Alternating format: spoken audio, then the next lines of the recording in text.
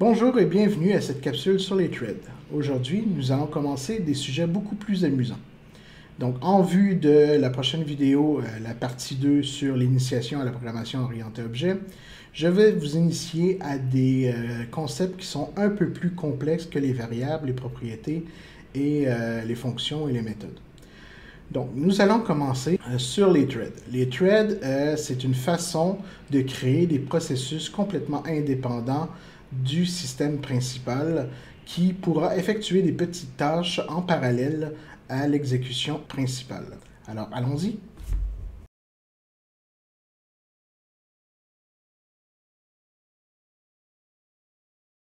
Donc, nous allons repartir du programme que nous avons fait ensemble lors de la partie 1 sur l'initiation à la programmation orientée objet.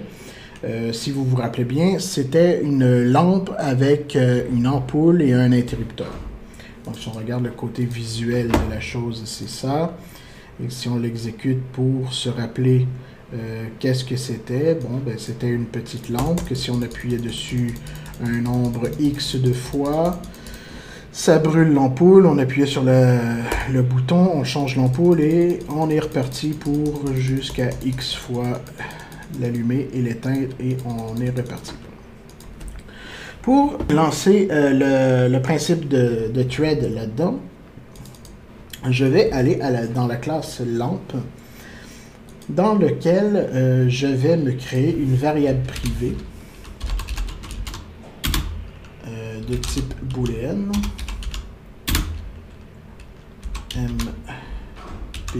OK. Si vous ne vous rappelez pas qu'est-ce qu'une variable de type booléenne, je vous invite à aller voir la capsule sur les variables. Donc, je me crée une variable booléenne qui s'appelle mbok qui sera en fait l'indicateur si tout va bien, si je veux que mes threads continuent à fonctionner ou non. Donc, je vais créer une méthode private que je vais appeler, que je vais mettre de type void parce qu'elle ne retournera rien. Je vais l'appeler go et je ne mettrai aucun paramètre dans lequel je vais mettre une vérification. Non, je vais faire un while tant que.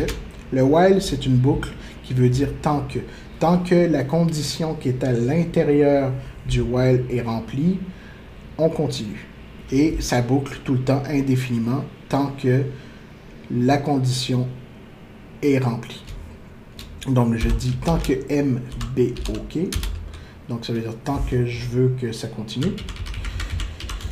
Je vais mettre ça à true parce que sinon, ça ne marchera pas.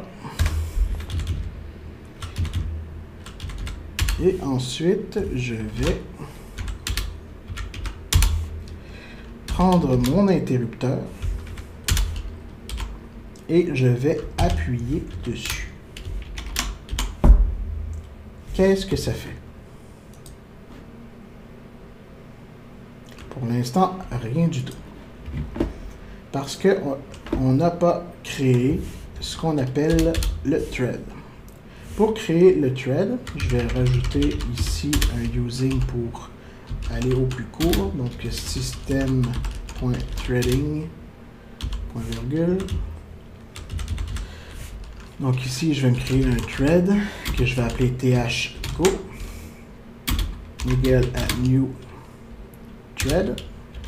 Et lui, il prend un thread start. Donc, je vais me créer un autre objet new thread start dans lequel je vais appeler ma méthode go.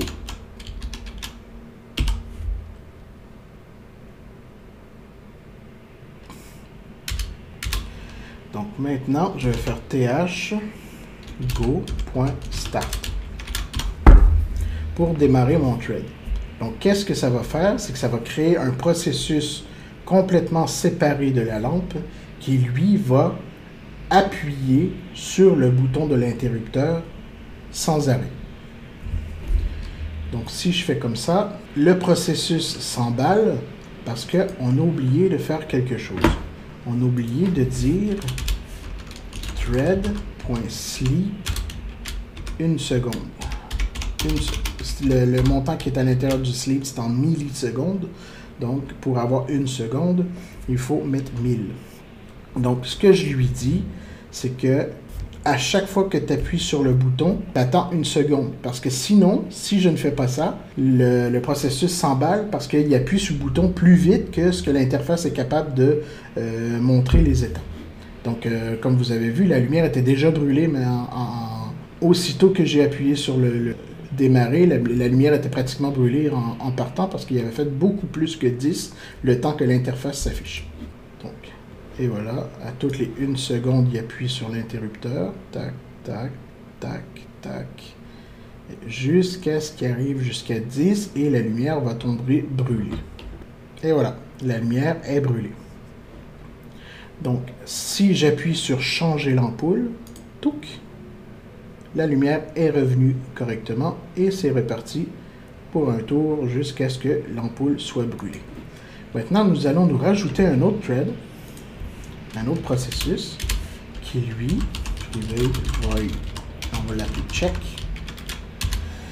Les noms, c'est comme vous voulez, hein. Je donne des noms un peu bâtards, mais on peut donner les noms qu'on veut.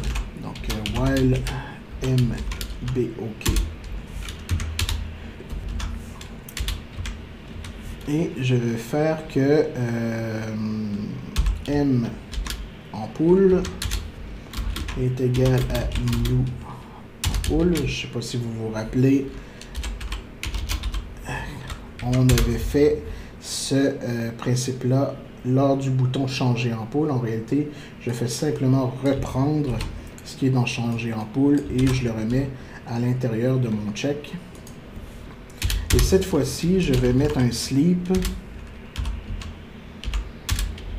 de 5 secondes, donc 5000 secondes, 5000 millisecondes, excusez-moi. Donc, je fais ça comme ça. Et ici, je vais mettre 500 millisecondes. Comme ça, c'est une demi-seconde, ça va aller beaucoup plus vite. Puis ça ici, je vais mettre 3 secondes. Comme ça va aller plus vite les échanges. Donc, en démarrant. Ah, on a oublié quelque chose. Là, ça va plus vite. Tac, tac, tac, tac. Et elle va tomber brûlée. Puis, ça ne marchera pas parce qu'on a oublié de rajouter un thread qu'on va appeler th check égale new thread start.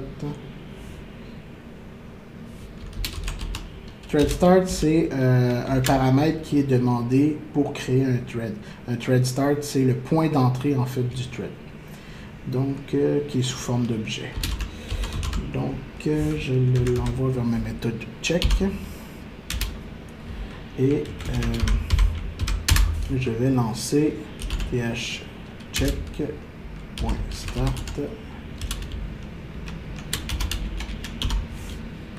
Et voilà. Ça devrait fonctionner. Par contre, ici, il y a quelque chose que j'ai oublié, c'est que on ne veut pas qu'il change l'ampoule à toutes les 3 secondes parce que ça serait inutile. Il faut qu'on vérifie avant si l'ampoule est brûlée. Vous vous rappelez de la propriété qu'on avait créée lors du dernier programme? Ben, c'est là qu'on s'en sert. On regarde si l'ampoule est brûlée et si elle est brûlée, on change l'ampoule. Pourquoi j'ai laissé le thread sleep à l'extérieur? C'est que je veux qu'il attende 3 secondes à chaque fois parce que sinon, il va emballer le processeur juste à vérifier si l'ampoule est brûlée. Donc, c'est pas ce qu'on veut. Donc, on lui fait faire un petit dodo ici de 3 secondes à chaque fois pour qu'il laisse respirer le programme. On démarre. L'ampoule s'allume, se ferme 10 fois.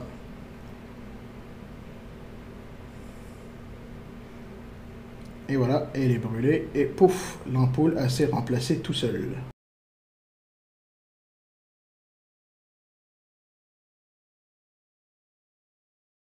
Donc, je vais faire un petit parenthèse sur le destructeur. Bon, le destructeur, c'est pas un titre de film ou le nom d'un gros monstre ou d'un gros vilain.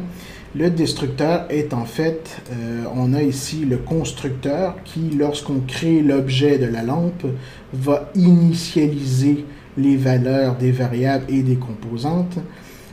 Dans la même optique, nous avons le destructeur qui, lui, lorsqu'on ferme le programme, va mettre des variables dans un état où la fermeture sera assurée sans alourdir en fait le processus, parce que parfois ça peut arriver qu'il y a des threads qui restent collés et l'application met beaucoup de temps à se fermer parce qu'on doit tomber dans des timeouts.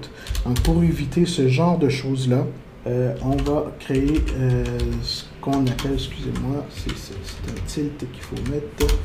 Donc on va créer ce qu'on appelle un destructeur qu'on va appeler tilt lampe. Et dans tilt lampe, on va dire que notre MBOK est à false. Donc de cette façon-là, lorsqu'on va détruire l'application, le MBOK va tomber à false, ce qui va arrêter nos while qui sont ici et qui va libérer en fait le processeur et le système de notre programme plus facilement.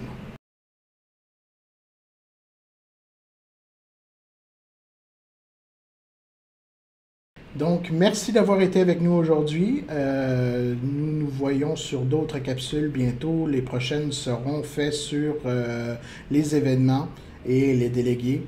Ensuite, nous aurons aussi une capsule sur le remoting, rien de plus, qui va nous permettre, en fait, lors de la partie 2 de l'initiation à la programmation orientée-objet, de faire un projet vraiment sympa qui est un système de chat, donc avec serveur et interface.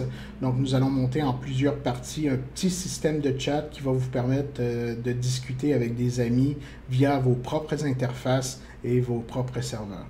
Donc n'oubliez pas, petit pouce bleu, abonnez-vous et à la prochaine.